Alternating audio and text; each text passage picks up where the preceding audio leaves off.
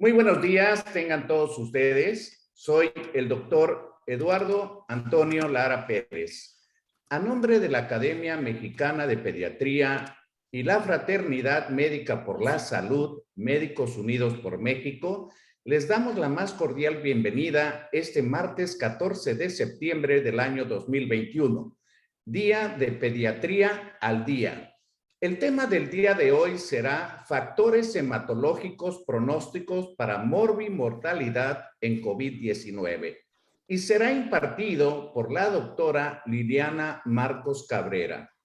La doctora Liliana Marcos es egresada de la Escuela Médico Militar como médico cirujano, hizo pediatría en el Hospital Central Militar, hizo hematología pediátrica en el Instituto Nacional de Pediatría con reconocimiento de la Universidad Nacional Autónoma de México y actualmente pues está recién retirada de las Fuerzas Armadas y con grandes cambios en su vida, a lo cual le deseamos muchísimo éxito, nuevas experiencias y bendiciones. Y sin más preámbulos, cedemos la palabra a nuestra ponente del día de hoy, la doctora Liliana Cabrera. Adelante, doctora.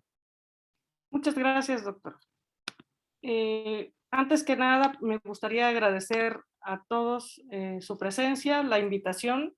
Muy contenta, es la segunda vez que me invitan, espero que haya otras.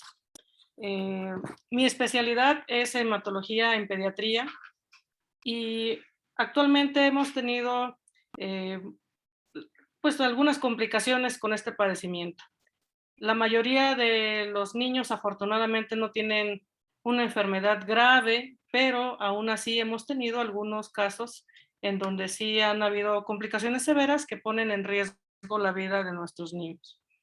Entonces hoy quiero mencionar algunos factores de los estudios de sangre hematológicos que sabemos que nos pueden ayudar un poquito para hacer una mejor valoración más íntegra en estos pacientes y que nos pueden ayudar en algunos casos incluso a pronosticar si la evolución de estos casos va hacia empeoramiento, incluso a la muerte, o si esto nos va a facilitar de alguna manera el manejo en estos pacientes.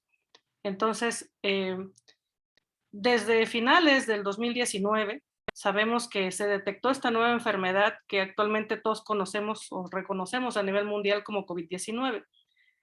La Organización Mundial de la Salud determinó, la ha descrito como una emergencia global de salud desde el año pasado y sabemos que está provocada o favorecida por una nueva variante de coronavirus, el SARS-CoV-2.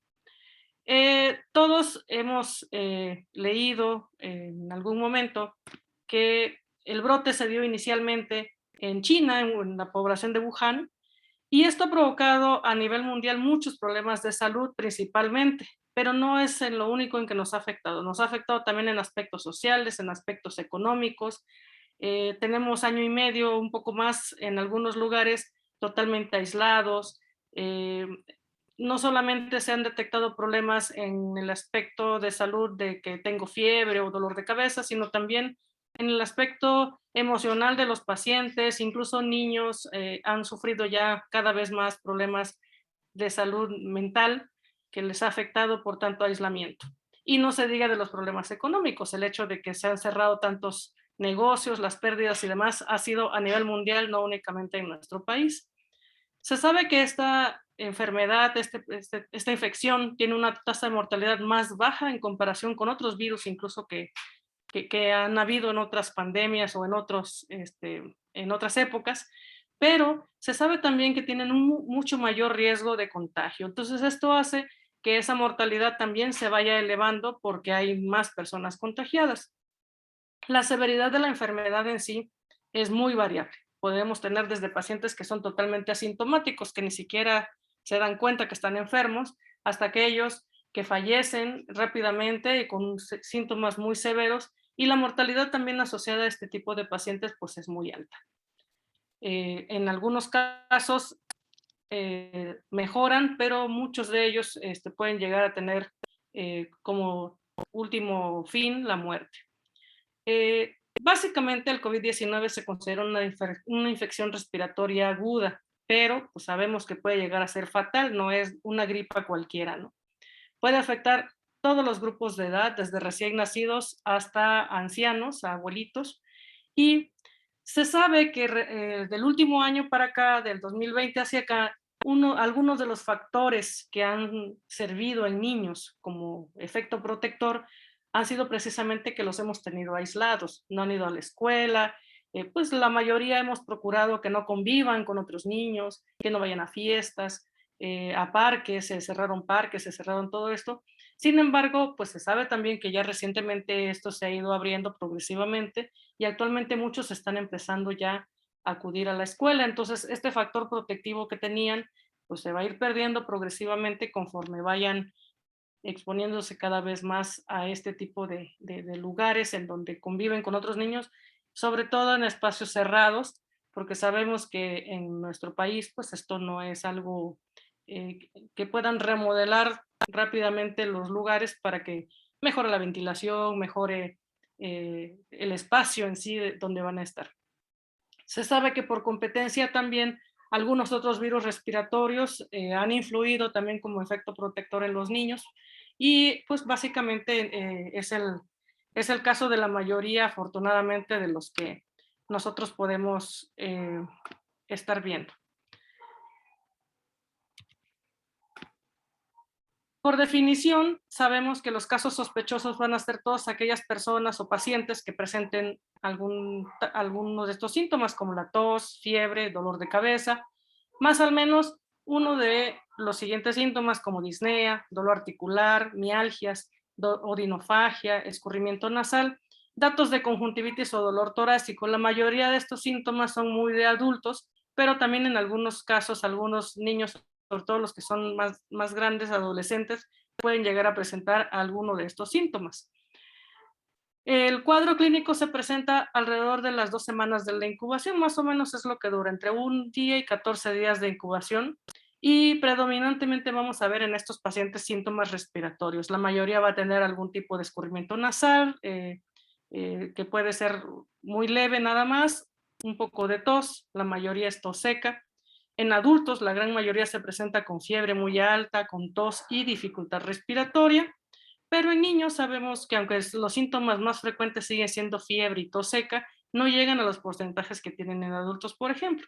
La fiebre en niños y la tos se presenta más o menos alrededor del 46-48%, a diferencia de los adultos que hasta en el 98% o 60% se va a manifestar de esta manera. Menos frecuentemente vamos a ver en estos pacientes la presencia de síntomas gastrointestinales, aunque sabemos que sí va a ver, por ejemplo, un poco de dolor abdominal, en algunos casos un poco de diarrea o mucha diarrea persistente que no mejora tan rápidamente como en otros cuadros. La dificultad respiratoria se llega a presentar en algunos casos, aunque no es el síntoma más frecuente que vamos a ver en niños. Existen algunas condiciones previas que le dan comorbilidad a este tipo de pacientes. En adultos ya se ha estudiado mucho, los reportes en general mencionan la enfermedad cardiovascular, la hipertensión y la diabetes como factores que influyen definitivamente entre la presentación, adquirir la enfermedad, la presentación de la enfermedad, el grado de severidad y el resultado que va a tener esta persona una vez que sea contagiada. En el caso de los niños, también sabemos que se asocia con ciertas comorbilidades que van a ser las que influyen de manera definitiva en cómo se va a presentar esta enfermedad y no solo cómo se va a presentar, sino cómo va a evolucionar las complicaciones y el resultado final que vamos a tener en estos pacientes. En muchos de ellos, lo que se ha notado más o principalmente ha sido la inmunosupresión. Pacientes que tienen algún problema de inmunosupresión o inmunodeficiencia primaria o secundaria al uso de ciertos medicamentos, por ejemplo, los pacientes que tienen algún tipo de cáncer. En nuestro país el cáncer más frecuente sigue siendo la leucemia aguda y obviamente estos pacientes requieren estar en tratamiento a lo largo de 2 años y medio aproximadamente con quimioterapia. Entonces esto los hace unos grandes pacientes inmunosuprimidos durante mucho tiempo. Entonces esto facilita que en estos pacientes adquieran infecciones con mucho más facilidad que otros y obviamente el estado de su médula ósea con la quimioterapia y todo esto pues no es exactamente el estado ideal para recibir una infección de este tipo. Entonces Eso, la enfermedad cardiovascular, desnutrición y obesidad, que son problemas muy altos en nuestro país todavía. Seguimos siendo primeros lugares en obesidad a nivel mundial en niños. Entonces, todo esto ha hecho que en estos pacientes en particular el resultado pues haya ido empeorando, y son los casos que se ha visto reportados en la mayoría como casos fatales por esta infección adquirida.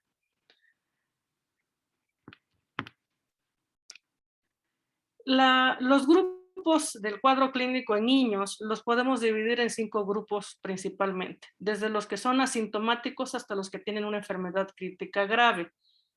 Los reportes a nivel mundial mencionan que el 90% de los niños van a tener una enfermedad asintomática o muy leve, que son síntomas respiratorios, algo de fiebre, un poquito de escurrimiento nasal y un poco de tos, y nada más. Afortunadamente son la gran mayoría de ellos. Sin embargo, hay reportes en donde se menciona en algunos hospitales grandes en China, que fueron de los primeros reportes que hay, que hasta un 2% va a requerir una unidad de cuidados intensivos. En nuestro país hay reportes que mencionan que hasta el 6.8% ha requerido una hospitalización en una unidad de cuidados intensivos por las condiciones graves o críticas que han presentado estos pacientes.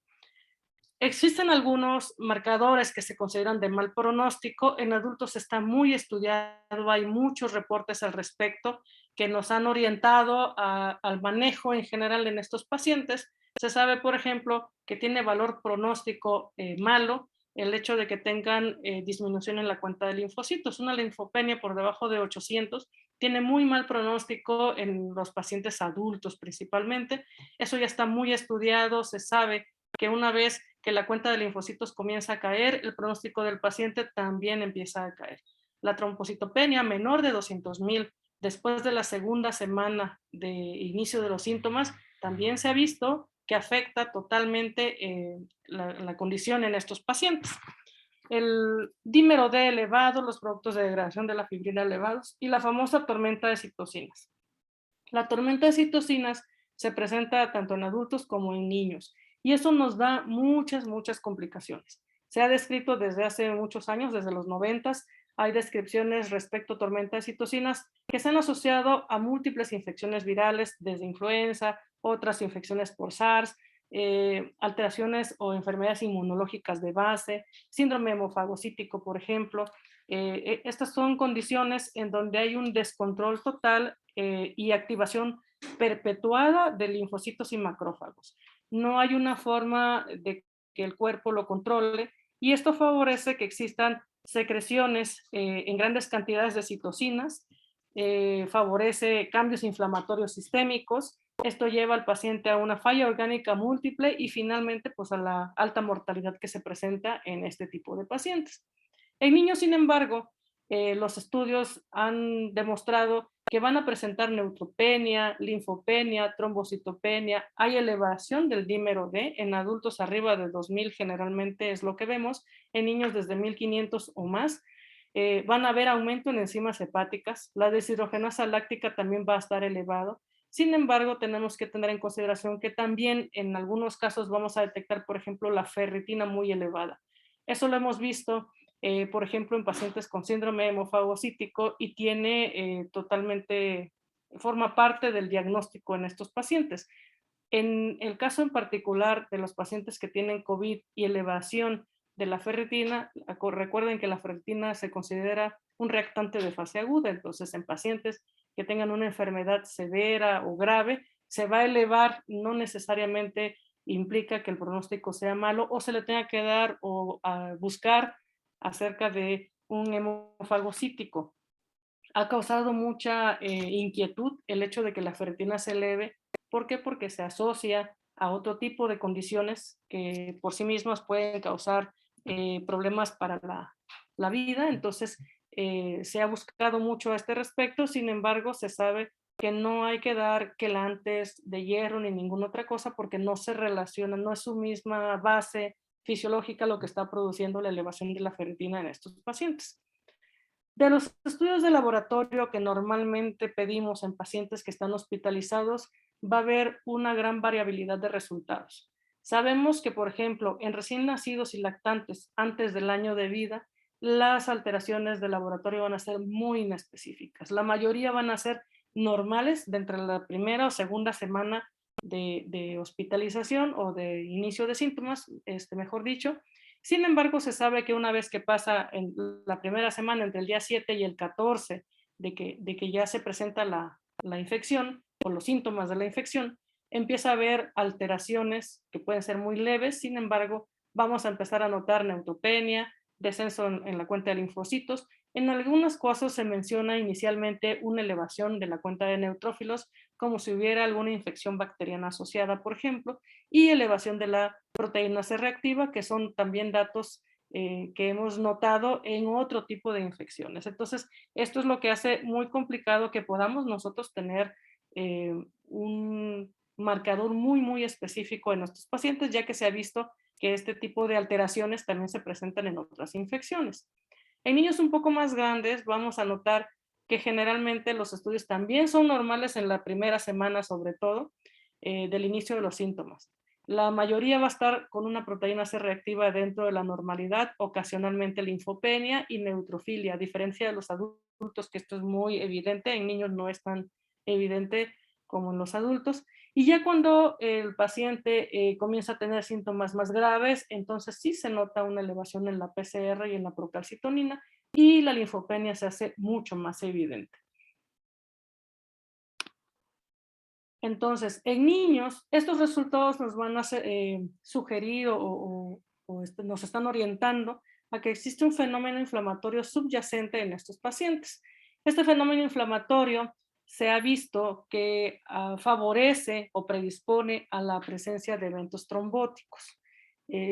Más aparte, recuerden que estábamos hablando de pacientes que tienen una comorbilidad previa. Entonces, si unimos el efecto que hace específicamente el COVID, que lo puede provocar directamente el favorecer el evento trombótico, más aparte pacientes que están en tratamiento con esteroides, es un tratamiento inmunosupresor o con algún tratamiento para algún tipo de cáncer, por ejemplo, para leucemia con quimioterapia, pues este tipo de condiciones favorecen aún más el camino hacia un evento trombótico que pueda presentar este paciente. Frecuentemente vamos a encontrar en ellos que se eleva el dímero D, el fibrinógeno también puede estar elevado, la cuenta de plaquetas empieza a descender y esto en muchos casos los va a llevar a una coagulación intravascular diseminada que se puede presentar en estos pacientes.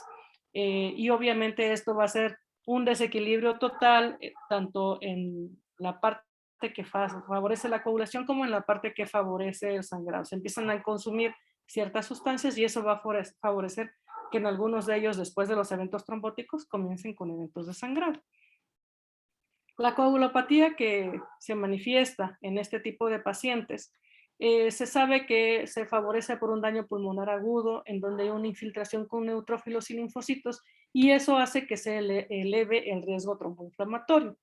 El COVID por sí mismo causa un daño endotelial y activa tanto trombina como plaquetas. Entonces, todo esto es una cadena que se va eh, poco a poco progresa, poco a poco se van activando otros factores y eso hace que los neutrófilos hagan una especie de trampas extracelulares para activar la fase de contacto. Entonces, esto es lo que lleva que desencadene todo esto a una coagulopatía en este tipo de pacientes.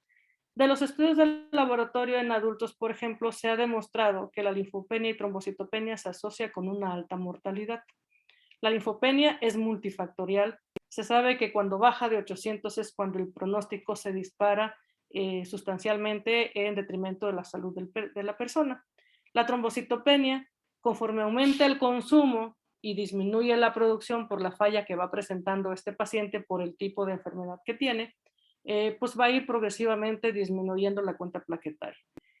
Si el paciente desde que llega ya tiene algún dato de trombocitopenia, esto es que la trombocitopenia se presentó muy rápidamente en estos pacientes en los primeros 7 días de los síntomas, se sabe que esta persona tiene hasta 3 veces mayor el riesgo de mortalidad. En el caso de los niños sabemos que el dímero D elevado favorece los productos de degradación de la fibrina y todas estas alteraciones que se asocian a la C y D nos pueden indicar un empeoramiento de la enfermedad.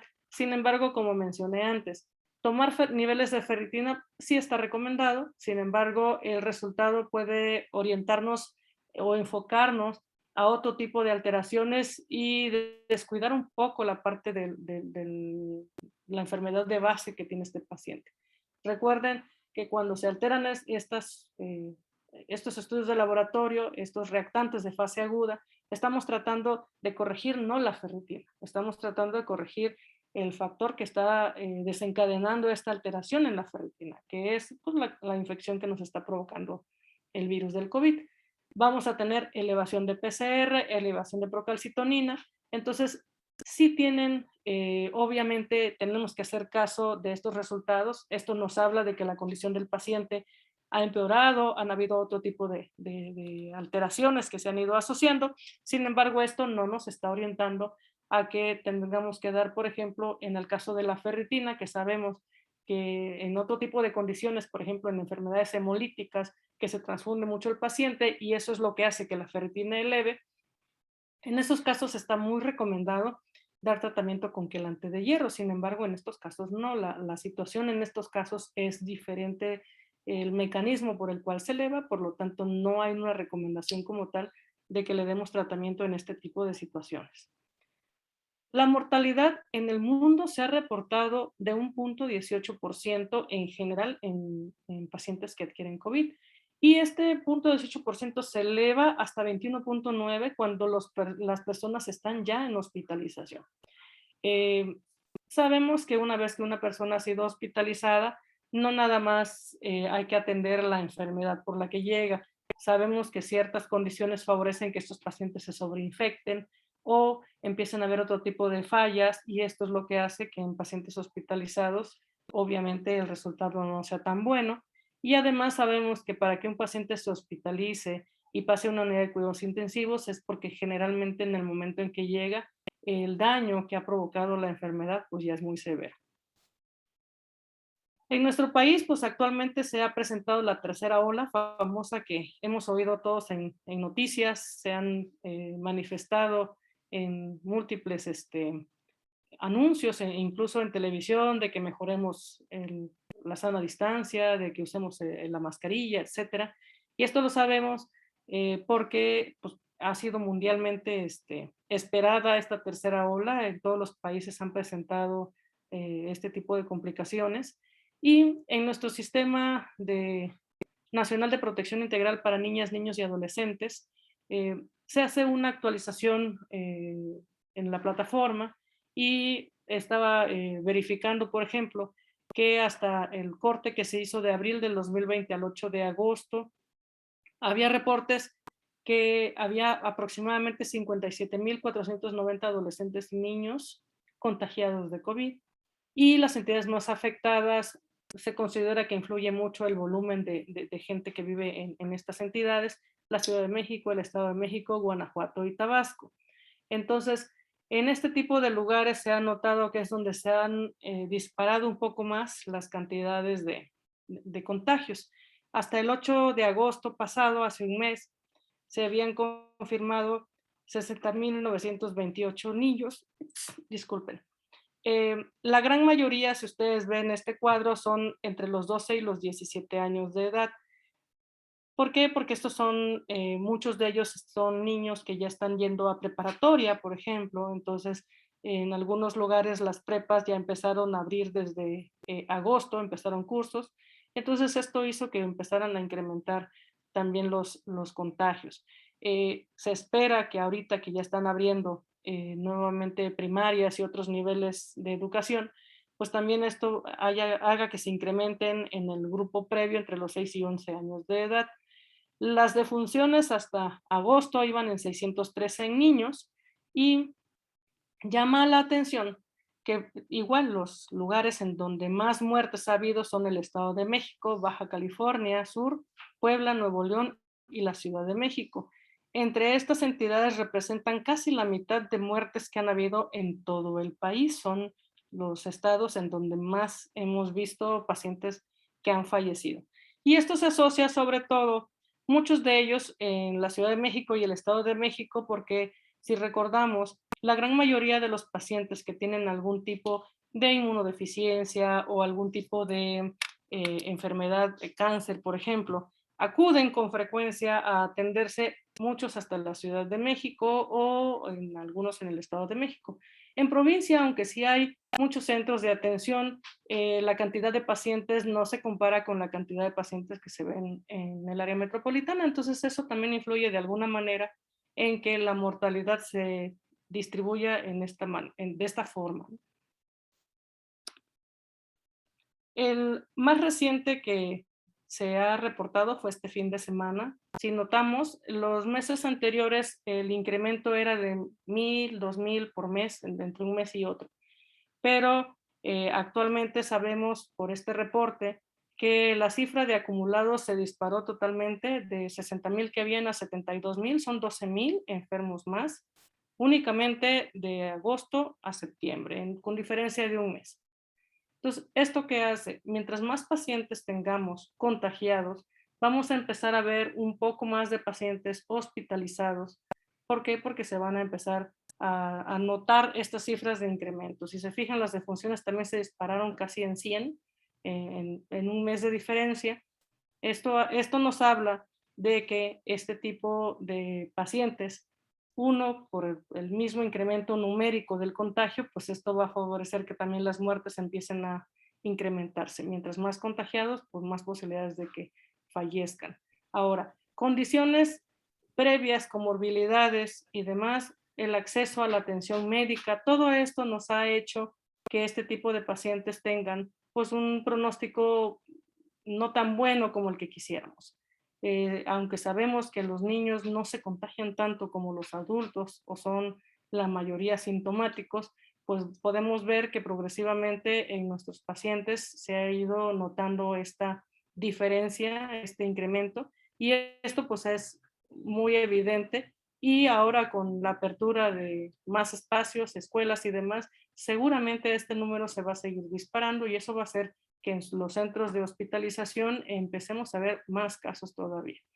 Hasta hace unos meses, la mayoría de los pacientes que veíamos eran los que hacían el síndrome similar al Kawasaki, que se presenta ya cuando el paciente prácticamente no contagia, después de las 2 semanas de haber adquirido la infección. Y en estos casos, pues los pacientes eran manejados en áreas, digamos, de tratamiento común, por decirlo así. Sin embargo, esto pues incrementa el uso de áreas de aislamiento para este tipo de pacientes y eso va a hacer que progresivamente pues empiecen a llenar probablemente y veremos si la capacidad de nuestros hospitales es adecuada para dar atención a estos niños.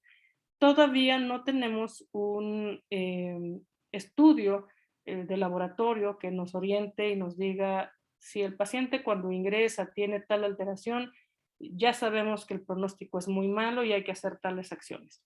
Se sigue investigando, es una infección muy nueva a pesar de que ya llevamos 1 año y medio con esta alteración, con esta infección, perdón. Sin embargo, los reportes en niños siguen siendo escasos, precisamente porque la mayoría no presenta este tipo de complicaciones. Y aunque generalmente, como dije antes, la presentación en ellos es muy leve, con síntomas muy comunes como tos y fiebre, que es los que son pediatras o han estado en algún servicio de pediatría, saben que es lo más común que vamos a llegar a ver. Está uno ahí en la consulta y lo que más llega a pasto, dijeran en algunos lugares, es pacientes que tienen tos y fiebre. Tenemos datos limitados o contradictorios respecto a qué resultados de laboratorio tomar en cuenta para poder definir si a este paciente hay posibilidades de que empeore, posibilidades de que mejore. Entonces, todo esto hasta el momento ha sido muy limitado por el número de pacientes y porque obviamente mucho de lo que se encuentra en adulto, como en muchos aspectos, se proyecta hacia los pacientes pediátricos para tratar de que con eso podamos nosotros establecer una base. Sin embargo, como ya les mencioné a lo largo de la presentación, han visto que aunque en adultos es muy evidente que ciertos factores como la linfopenia, la trombocitopenia, el dímero D, nos van orientando a que la condición es crítica en el paciente y hay que hacer uso de anticoagulantes y demás. En niños estos resultados no se han demostrado de la misma manera que en adultos. Sabemos también que en niños, al igual que en adultos, está recomendado el uso de anticoagulación dependiendo de las alteraciones que presente en ciertos estudios de laboratorio, como el dímero D, el fibrinógeno, etcétera, y también en que el paciente, por ejemplo, tenga algún tipo de condición previa clínica que favorezca este tipo de complicaciones como tratamientos inmunosupresores con esteroides, quimioterapia o algún tipo de cáncer. Los cánceres en general los cánceres favorecen este tipo de complicaciones y entonces en esos casos sí se recomienda, al igual que en adultos, dar algún tipo de anticoagulación. La gran mayoría de las veces usamos obviamente cuando están hospitalizados, heparina, enoxaparina, y ya cuando se van de alta, se les deja algún medicamento que es tomado para que el paciente lo pueda completar. El tratamiento, pues obviamente va a depender de si hay condiciones previas y mínimo se recomienda 3 meses después de un evento trombótico, pero en algunos casos los podemos llevar hasta 1 año, dependiendo de las condiciones particulares de cada paciente. La mortalidad en niños en el mundo se ha determinado que se relaciona con estados previos al COVID-19. Esto es, si el paciente previamente tenía algún tipo de inmunosupresión, tenía cáncer, tenía alguna desnutrición, obesidad, ese tipo de factores o incluso alguna enfermedad cardiovascular, eso es lo que ha influido más en la mortalidad de nuestros niños, que es lo que se ha visto también muy similar a los adultos con respecto a esta condición en particular. Entonces sabemos que aunque son limitados o contradictorios nuestros resultados respecto a niños específicamente, tenemos que seguir investigando más, tenemos que buscar la manera de unir esfuerzos para que podamos todavía establecer en niños factores que nos van a ayudar mejor a pronosticar la condición de morbimortalidad en este tipo de pacientes. Eso sería todo por el momento. Si hay alguna pregunta, alguna duda, con todo gusto puedo contestar. Muy amable, doctora, muchas gracias. Definitivamente hay felicitaciones. El doctor Ulises Reyes la felicita por su magnífica ponencia. Y el doctor Ulises Reyes quiere el uso de la palabra. Adelante, doctor y académico Ulises Reyes. Doctora Liliana, la verdad que estamos ante un panorama, uno esperaba cosas diferentes en los marcadores que nos den un pronóstico o una idea del manejo de los niños. Aquí, por ejemplo, estaba viendo que proteína C reactiva, que es un marcador muy temprano a nivel hepático, y después aparece años después en neonatología, sobre todo la procalcitonina sérica. Veo que aquí en esta patología, pues prácticamente no son marcadores tempranos. Ahora que vimos el tema hace ya algunos meses aquí sobre el famoso MIMS, que el famoso síndrome inflamatorio multisistémico, estábamos buscando la manera de tener un marcador temprano, un factor natriurético, que es lo que se está buscando ahora para que en forma temprana digamos, necesita gamma globulina, necesita una terapia y de inmediato esteroides, metilprednisolona. Pero estoy viendo que en cuestión general, afortunadamente, el número de casos en niños son menos, pero su temor de usted, y es el mismo de muchos, es que los niños ya están en la escuela y seguramente que van a aparecer muchísimos en nuestros consultorios. Ver un niño con tos y molestias de garganta va a ser bien difícil decir eso, no es a quién le mandamos una citometría hemática completa si los marcadores realmente son muy variables de niño a niño y casi estamos hablando de aquel que hay que seguir, que está muy malito y ver su comportamiento hematológico. Yo quiero agradecerle su opinión y su participación, porque aquí ha habido muchos han participado en todos los foros sobre esta enfermedad y cada vez queremos encontrar el hilo, el camino que fuera como una receta de cocina, que no la hay. Realmente esto es muy variable.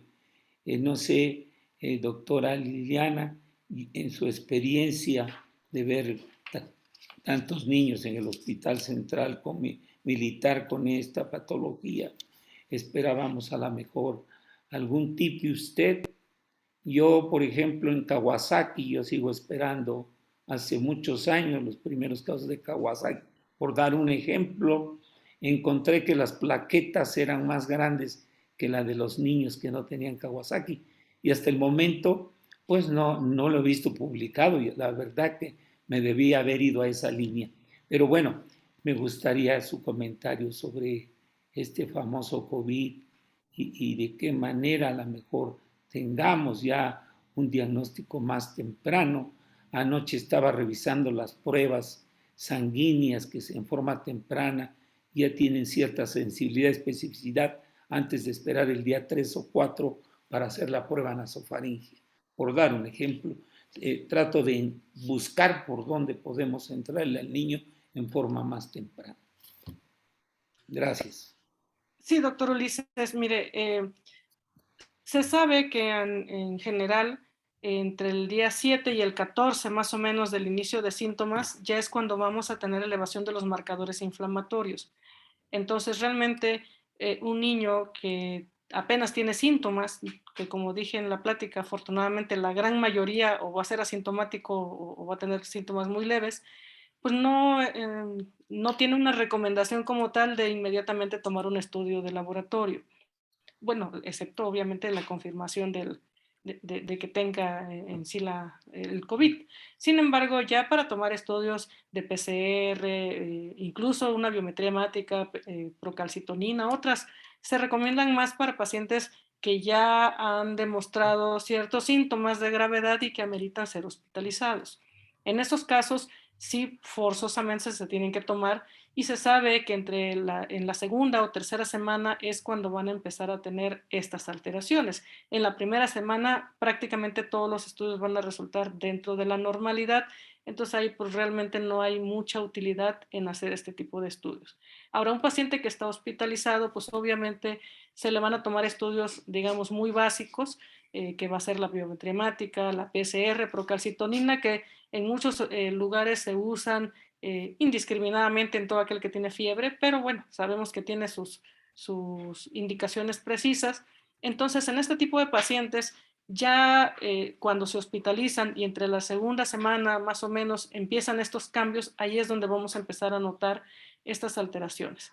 Afortunadamente, en el hospital nuestro, en el hospital militar, la cantidad de niños con COVID, enfermos por COVID que se han hospitalizado no son tantos. Nuestra población es un poco cerrada, por decirlo de alguna manera, se limita a derechohabientes, aunque durante la pandemia había estado abierto a público en general, pero como hemos visto, los casos de niños habían sido muy contados. La gran mayoría de los que habíamos tenido en el hospital hasta hace un mes, mes y medio, eran los que hacían precisamente el famoso PIMS que se menciona en muchos reportes de la literatura, que como usted bien dice, hacen algunos datos similares a un Kawasaki. Incluso pues se ha discutido el uso de la gamma globulina humana en estos pacientes, el resto de tratamientos que se recomiendan dar, pero en esos casos son pacientes que habitualmente ya cuando llegan con estas alteraciones ya rebasaron la etapa de contagio de COVID en sí. Entonces, esos pacientes, pues el manejo es más enfocado a las complicaciones que están presentando en ese momento.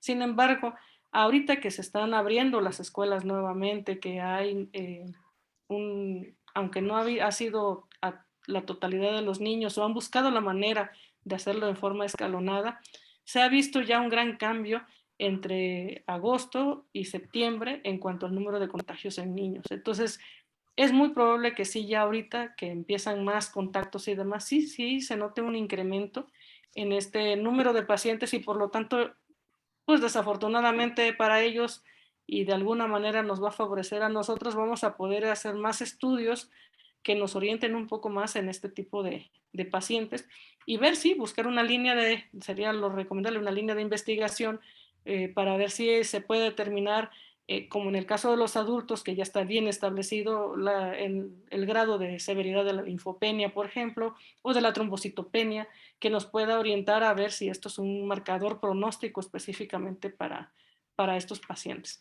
En adultos ya está totalmente determinado, o sea, las cuentas de linfocitos por debajo de 800, el que el paciente ingrese al hospital desde que ingresa ya con menos de 200,000 plaquetas, ya lo consideran un factor de mal pronóstico a nivel internacional. Eso ya hay múltiples publicaciones que lo avalan. Sin embargo, hay niños, por lo que mencioné antes, de que la cantidad de pacientes era menor o la gran mayoría afortunadamente no llegan al hospital, pues los datos son un poco más escasos, ¿no? Esta enfermedad, a pesar de que ya tiene casi, ya vamos a cumplir 2 años con ella, sigue siendo bastante nueva en muchos aspectos. Van a haber muchos otros que progresivamente se van a ir manifestando y pues hay que estar ahora sí que al pendiente de publicaciones y demás para ir actualizándonos cada vez más en qué tipo de estudios o qué tipo de análisis tenemos que realizar en estos pacientes para determinar si realmente vale la pena a todos tomarles, por ejemplo, desde que entran procalcitonina, ¿no? Que realmente no es como que el primer estudio que tomamos. Sin embargo, si se determina que ese valor es el que nos orienta mejor, pues a lo mejor va a valer la pena en un futuro establecerlo como que desde inicio tomar a todos, ¿no? Para tener un valor basal y de ahí buscar opciones de qué otros estudios podemos tomar. Vamos a ver ahorita, la semana pasada se mencionaba que aparentemente no hay un incremento sustancial a pesar de la apertura de escuelas. Sin embargo, si nosotros vemos, esa es una publicación oficial del gobierno de la República, no son publicaciones de periodistas ni nada, y ahí sí se nota el cambio de contagiados únicamente entre agosto y septiembre, que empezaron a haber clases a nivel de preparatorias, sobre todo, ¿no? Algunos chicos que tienen entre 15 y 17 años están en prepa y se disparó totalmente el número de contagiados. Entonces, ahorita que ya se están incrementando de otros niveles escolares, es probable que ya empecemos a ver picos más altos en niños que no habíamos tenido hasta el año pasado por el aislamiento. Muchas gracias. ¿Cuál sería su opinión? Tenemos casi encima dengue, viene influenza, va a ser estos meses, va a ser la prueba de fuego para todas estas enfermedades. Yo tengo la esperanza que por diciembre más o menos esta tercera ola prácticamente esté aplanada totalmente. Y creo que como pediatras tenemos que estar muy listos de que ya se empiecen a vacunar los niños con la de influenza, con la nueva, por supuesto, y con estar al pendiente que el dengue, que a veces se comporta muy parecido a esto, en un principio por la trombocitopenia y la leucopenia. Muchas gracias.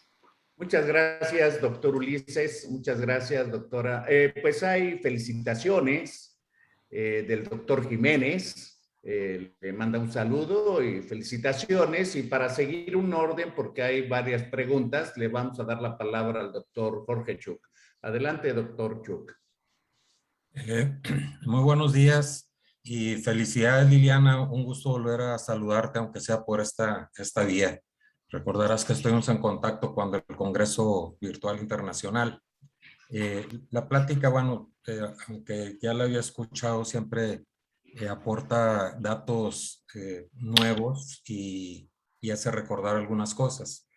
La pregunta que quisiera yo hacerte es, teniendo en consideración que en diferentes ocasiones pedimos un estudio para detectar COVID, PCR, por ejemplo, se nos reporta negativo, pero si en una biometría hemática nos están reportando linfopenia, neutropenia, trombocitopenia, como lo que mencionaste, ¿sería todavía conveniente tener en mente la posibilidad de COVID? Nada más por eso, me refiero nada más por esos datos que se modifican en una simple biometría hemática, por la cuestión de que suele haber falsos negativos y muchos de los niños que estamos viendo día con día, pues presentan mucha de la sintomatología que mencionaste, ¿verdad? Como fiebre,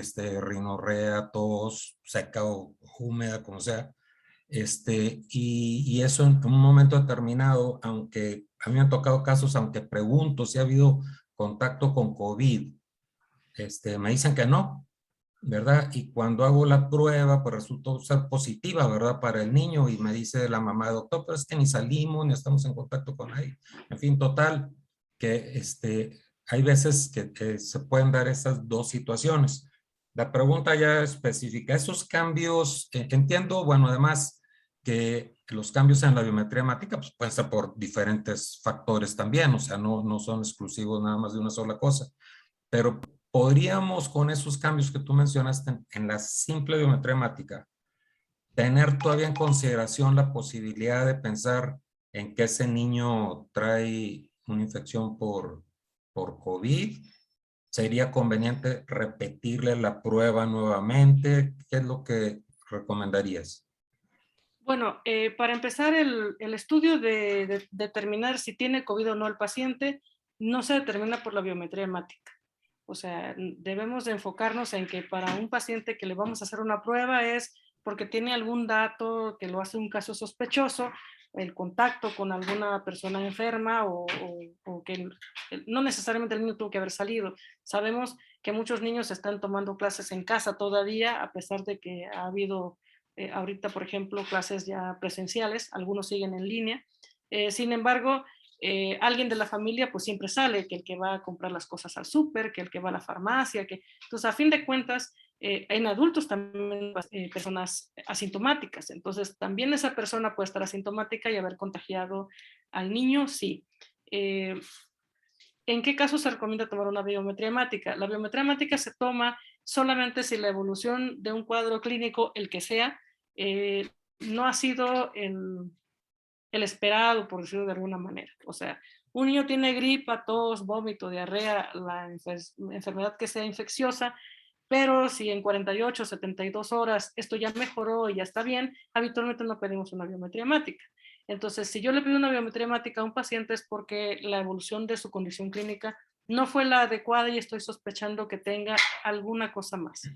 Si la persona, cualquier paciente pediátrico, sobre todo los que son menores de 6 años o menores de 10 años, una gripa cualquiera, una diarrea cualquiera puede favorecer alteraciones en la biometría hemática. Muchos de ellos hacen leucocitosis inicialmente, pero posteriormente empiezan con leucopenia, linfopenia, neutropenia, incluso algunos hacen trombocitopenia.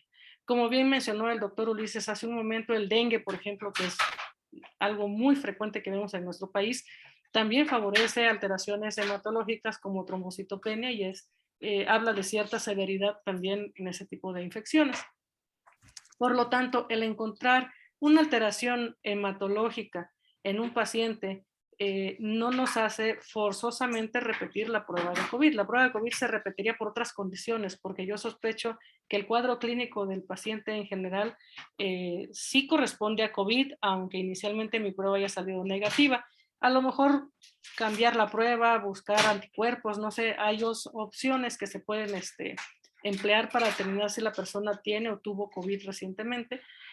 Sin embargo, la pura alteración hematológica no es suficiente para determinar que hay que estar repitiendo pruebas de COVID si ya nos dio negativa, porque como comenté, se puede presentar esa alteración en cualquier proceso infeccioso, no únicamente asociado a COVID. Y mientras más pequeño es el niño, más son las alteraciones que vamos a encontrar. Por eso es tan complicado a veces y determinar en niños que cierta alteración es específica, pronóstica, para determinar la evolución en estos pacientes. Se ve esta alteración en muchas condiciones y eso lo hace tan complicado para determinar como factor pronóstico en un niño. Sí, bueno, muchas gracias. Gracias, Liliana.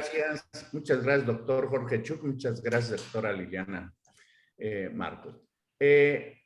La doctora y académica Patricia Ramírez la felicita. Dice, ¿qué es lo que pasa con un manejo, con un paciente con sistema inmune al 100%?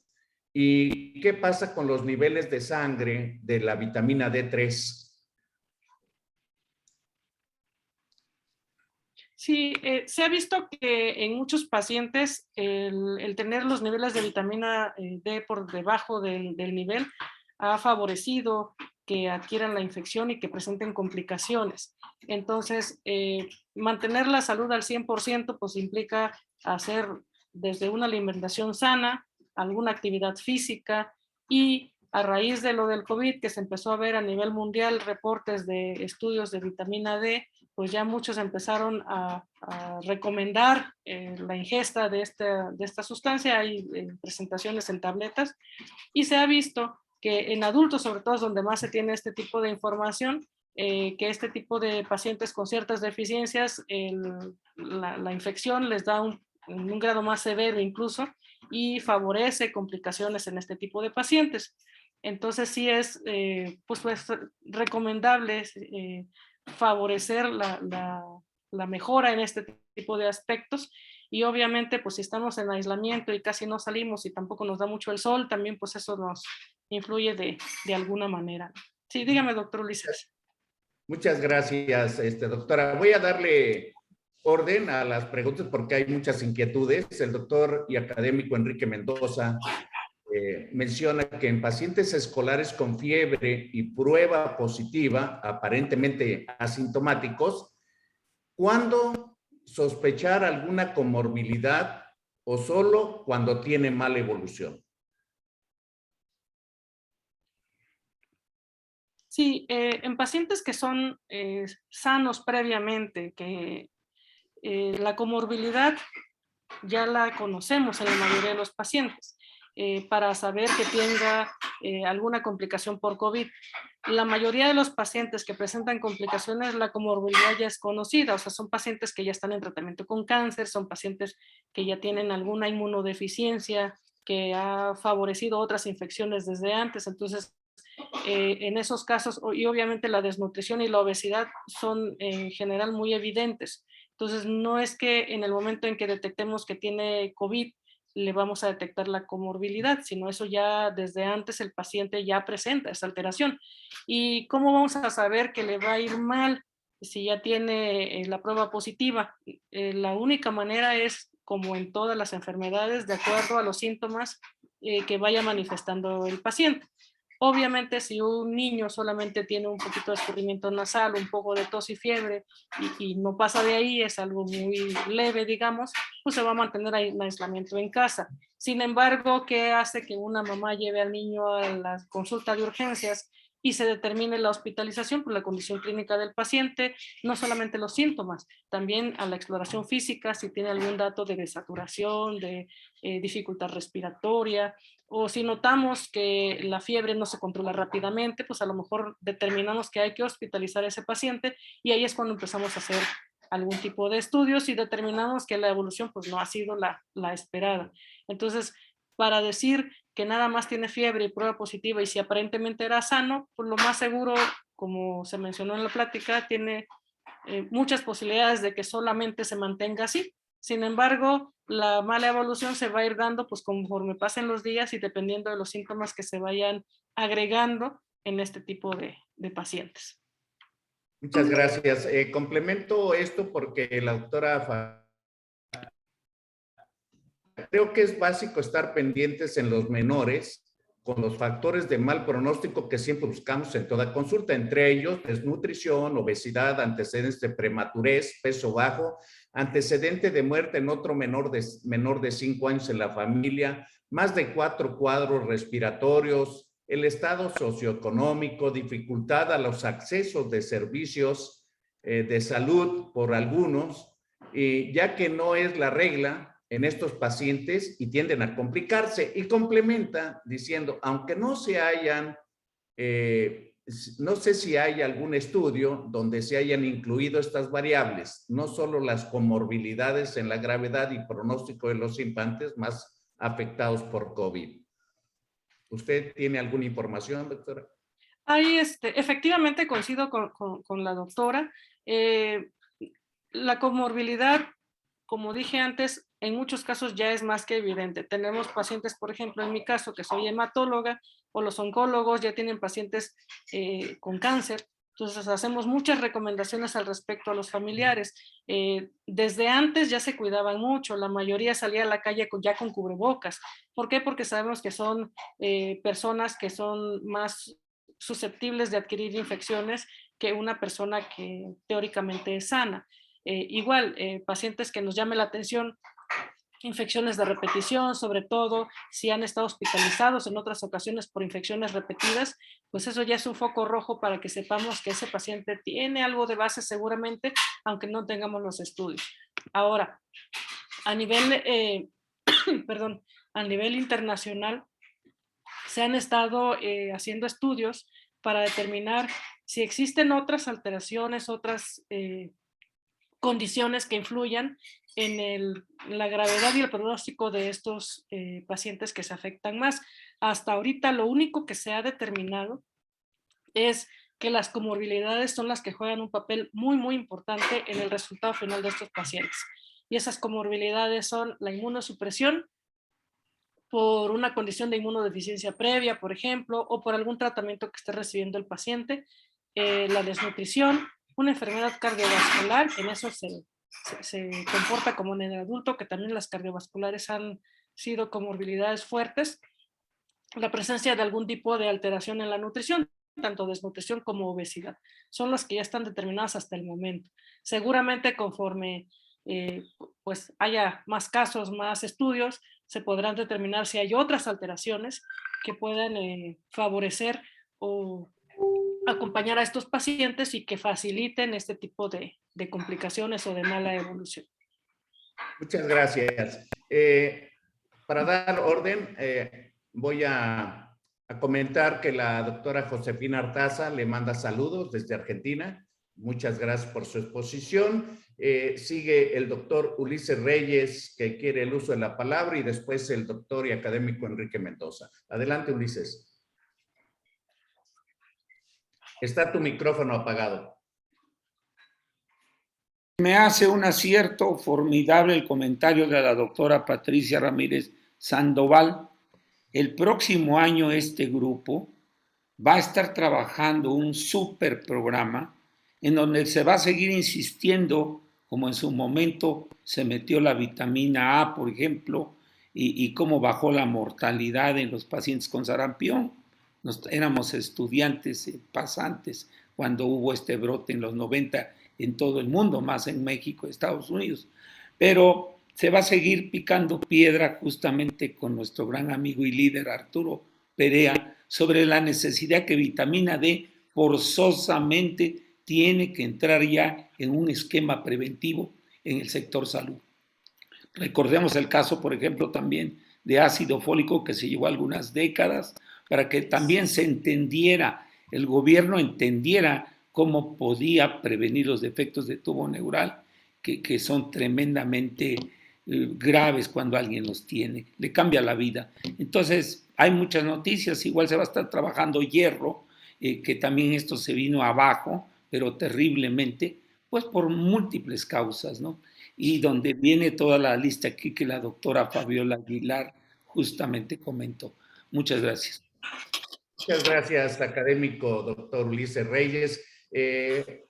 Apuntalando un poco este comentario, se ha encontrado que los pacientes graves y los casos mortales, arriba del 80% de ellos tenían niveles bajos de vitamina D. Quiere el uso de la palabra el académico Enrique Mendoza López. Adelante, doctor. Bueno, sí me escuchan, ¿verdad? Bueno, para empezar, muchas gracias por este tiempo, esta excelente conferencia. Ya me contestó parte, la doctora, dejé una pregunta abierta, me sacó el programa, pero ya no escuché si contestó, pero cuando me metí de vuelta vi que estaba hablando de comorbilidades. El problema es que muchos pacientes que vemos no son pacientes que veas cotidianamente, así me explico, ¿verdad? Y aunque tú les preguntes a los padres si tienen comorbilidades, siempre te dicen que no. Entonces, yo tengo algunas trampas para preguntar si han tenido alguna comorbilidad, ¿verdad? Específicamente si han tenido internamientos frecuentes, si han sido sometidos a intervenciones quirúrgicas, si han recibido algún tratamiento especial, pero es bien complicado investigar comorbilidades. Entonces, mi pregunta es bien directa. En estos pacientes que te llegan sin antecedentes y que te llegan con enfermedad después de una semana, con signos de gravedad, mi pregunta bien directa es, ¿cómo sospecho una comorbilidad cuando no tengo los argumentos para poder documentarla? Esto me ha pasado en 2 ocasiones, entonces, por eso es la pregunta. Las comorbilidades únicamente las vamos a determinar por los antecedentes del paciente.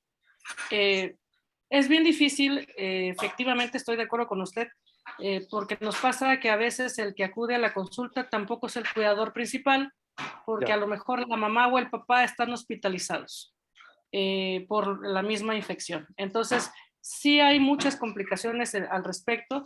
Esa es parte de la maravillosa vida del pediatra, tener que estar indagando, porque obviamente el niño, pues muchos de ellos ni hablan, algunos de hablan, pues no, ni saben que tengan alguna otra enfermedad, papás ocultan información. Eso es lo que hace tan difícil el manejo pediátrico. Como bien puso la doctora Fabiola en el chat, lo que tenemos que preguntar, hay cosas que son muy evidentes, ver un paciente desnutrido u obeso no tiene mayor problema, eso de verlo se nota, pero sí van a haber algunos otros datos, por ejemplo, preguntar a cuántos meses nació el bebé durante el embarazo de la mamá, ¿no? A veces si va el papá ni no sabe. A mí me ha pasado que llega el abuelito, que es el que acompaña al niño, y le pregunto, oiga, ¿y el niño es sano? Sí. ¿Y desde cuándo usted tiene al niño a su cuidado? Ah, la semana pasada. ¿Y antes de eso usted lo veía? No, pues apenas me lo trajeron porque la mamá se enfermó y ahorita lo estoy cuidando yo. Y ya tuve en urgencias la experiencia y le preguntaba al señor, ¿es alérgico a algo? Y el niño se voltea y le pregunta al niño de 4 años, ¿eres alérgico a algo? Y el niño, no. Y se voltea y me decía, no es alérgico. O sea, obviamente, pues esa respuesta no satisface la duda, ¿no? Probablemente lo que se debe hacer en esos casos, o lo más recomendable en esos casos es hacer el abordaje como lo haríamos con cualquier otro paciente que llega a urgencias, con la información que se cuenta en ese momento. Si el paciente tiene datos que requieran ser hospitalizados, y eso no lo determinamos totalmente por estudios de laboratorio, influye mucho la condición clínica del paciente en el momento que llega, la exploración que hacemos nosotros, y obviamente se complementa con estudios de laboratorio.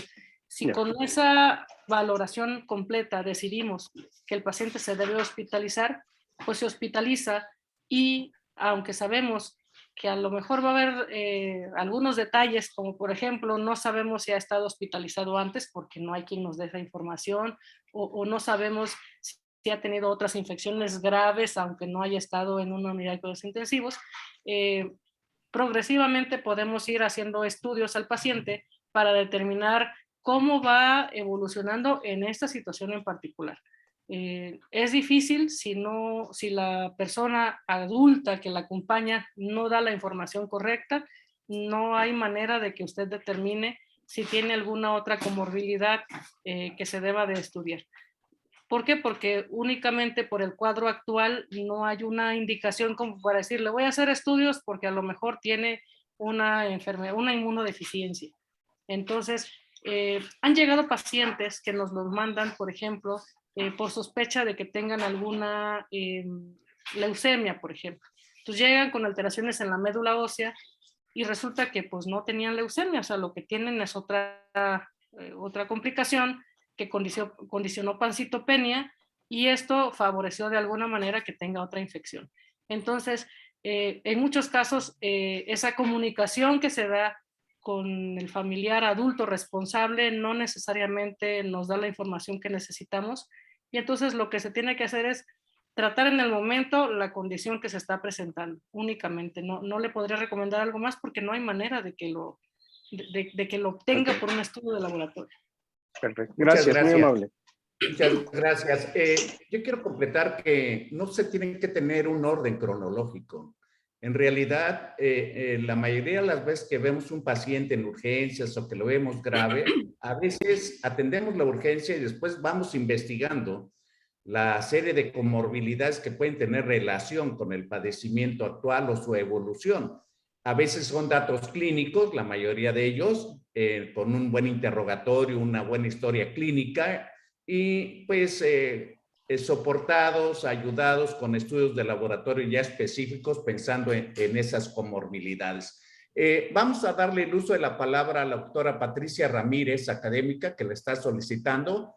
Y ya estamos sobre el tiempo. Adelante, doctora Ramírez. Gracias, perdón, tengo problemas con la cámara, pero bueno, primero felicitarla y después comentarles que es sumamente importante valorar e individualizar a cada paciente, porque cuando los niños tomaron antibiótico un mes antes o hasta 3 meses antes, tienen un daño con disbiosis bacteriana a nivel intestinal y por lo tanto el sistema inmune deprimido, más una hipovitamina D3 nos da, pero favorece el que se pueda presentar, sobre todo COVID, y se multiplique rápido.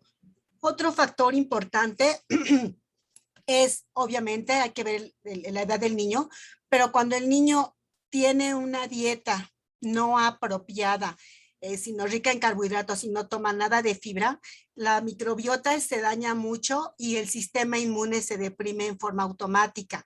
Aunada a los niños que no toman o no tomaron seno materno, son un factor de riesgo per se para que el niño pueda complicar más, asociado a las cuando no tienen su esquema de vacunación adecuado a la edad. Bueno, es muy importante tener eso en consideración. Gracias. Muy amable, doctora Ramírez, por su comentario. Doctora, pues hemos llegado, definitivamente se han despertado muchas inquietudes. Creo que estamos en la evolución del conocimiento y el aprendizaje en esta pandemia, pero me gustaría que dejara un mensaje final de su plática. Sí, pues la conclusión es que el manejo, el abordaje que tenemos que dar en este tipo de pacientes es, como bien dijo el doctor Lara hace un momento, es el que le daríamos a cualquier paciente que llegue a urgencias, obviamente con la consideración de la importancia que ha adquirido actualmente esta infección por la pandemia que tenemos al respecto.